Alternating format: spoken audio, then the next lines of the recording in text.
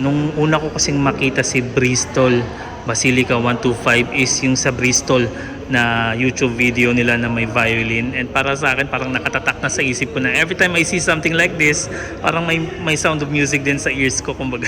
Vlog natin dito kay Bristol Davao dito sa Maydamosa is their new Basilica 125, and Italian inspired siya, kumbaga kamukha siya ng Vespa if you're going to ask me, with the modern touch. Start natin.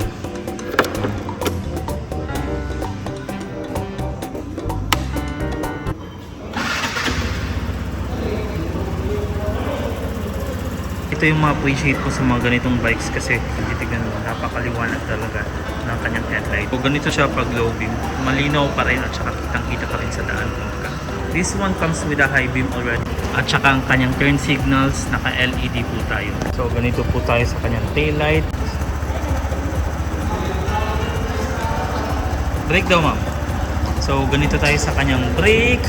Ang kanyang turn signals, slightly low-key. Dito mo makikita sa kanyang Basilica logo. And design-wise, my dear friends, whatever color you may choose, panalo pa rin siya. Sa puti, siya lang yung may brown leather seat. And kung titignan nyo, parang crocodile yung leather niya, kumbaga. Ganda ng pagkakayari. And also on this part, ayan, may separation siya sa kanyang pillion. So makikita mo talaga, kahit na malaking tao yung uupo, pwedeng pwede. Ngayon naman, pagdating sa kanyang black and yellow, ayun pa yung itsura niya. Mas gusto ko to kasi sa lahat ng kanyang kulay, siya yung may pagka-hip and modern yung kanyang datingan. Do you agree, my dear friends? Let me know in the comment section below. Front end, may pagka-modern yung kanyang datingan. And ganito yung mga nagustuhan kong style, yung tipong classic pero may modernization, kumbaga. Hindi pinagdamot yung kanyang pinta. Pero like I said, mas gugustuhin ko talaga yung color gray. Meron siya metallic gray on this part.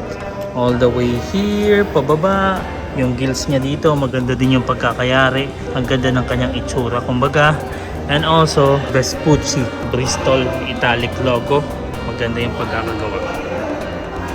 And kahit din yung dito niya, ayan, kung titignan nyo, maganda yung pagkakagawa pa rin. Sa lahat ng Vespa type na motorsiklo, ito ata yung masasabi mo talagang hindi pinagdamot kasi may USB charger siya on this part. Also, may hook din siya dito.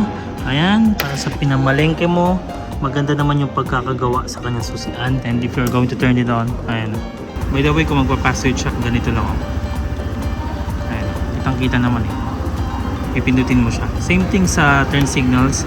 Kapag turn signals, papatayin mo ganun. And ayan, kung gusto mo magtipid sa ilaw, patayin mo dito. Tapos, kapag papatayin mo rin, pwede mo rin ganito Pagdating naman sa itsura ng kanyang display, okay naman po. Kahit paano. Ito yung adjustability ata ng orasan niya. Total odometer. And trip A.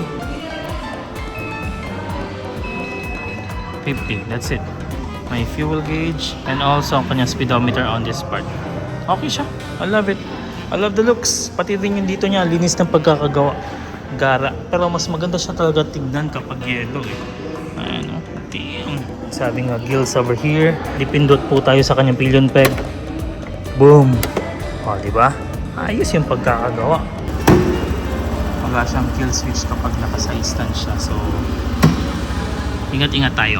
May kickstart siya if we're going to check. Apart from the start switch, naka 125cc siya. Air-cooled, 4-stroke, 2-valve, single cylinder. Meron siyang 6.8 kilowatts. Makukuha mo at 7,500 RPM, 9.5 newtons of torque at 6,000 RPM. Naka 6.6 liters po tayo na gas tank capacity with a 50 km per liter fuel consumption. Tsaka kung mabiyahe ka, tignan mo, pwede pang long ride kasi napakalaki ng kanyang spacing sa kanyang luggage. Pati yung helmet mo pwede mong ilagay. So kung kukulangin ka rin doon, pwede mo rin gamitin to. Ayan Pwede mo paglagyan ng bags mo and everything.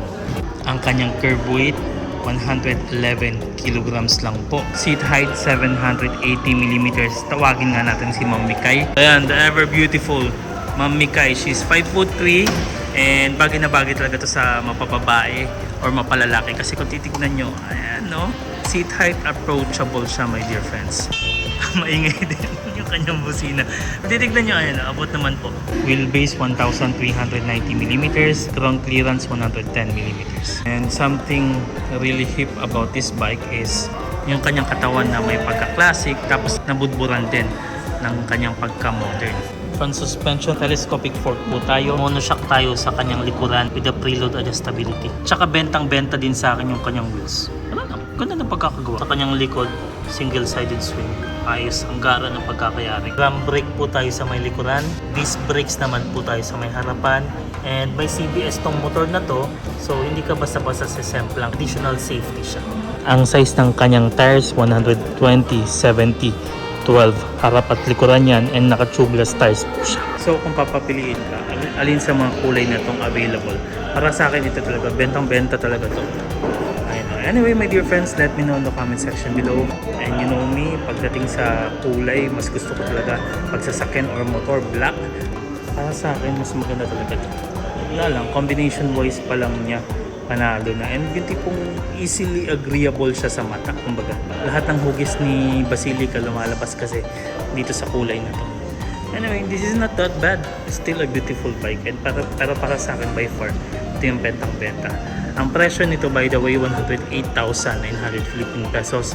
Link in the description tayo kay Mami Kai, and you can contact her there kung may hinahanap kayo aside from this one. So nagdanais na magkaroon ng Bristol motorcycle and gusto nyo rin yung may pagka-Vespa yung kanyang datingan, I think you should visit Bristol Motorcycle, especially here in Damosa, Davao City. Kasi ayan, halos kompleto sila lahat. Kung gusto mo ng Maxi Scoot, meron din sila. And yung kanilang bagong Invictus 160, super available. And kahit din yung QJ motor nila, may mga scooters din eh.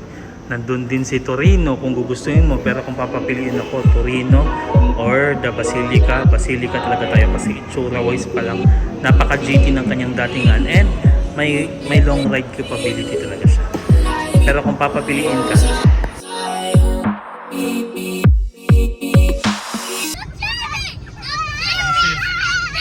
hindi ka pala pwede mag-downshift, no? Yan yung problema sa car na to, kasi hindi mo siya makokontrol talaga. Nakamatic talaga siya.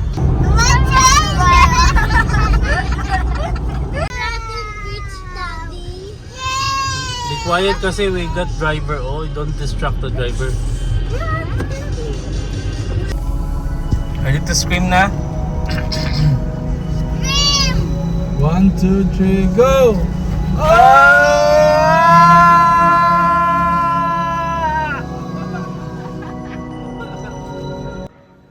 So, hotel worth 1,590 per night.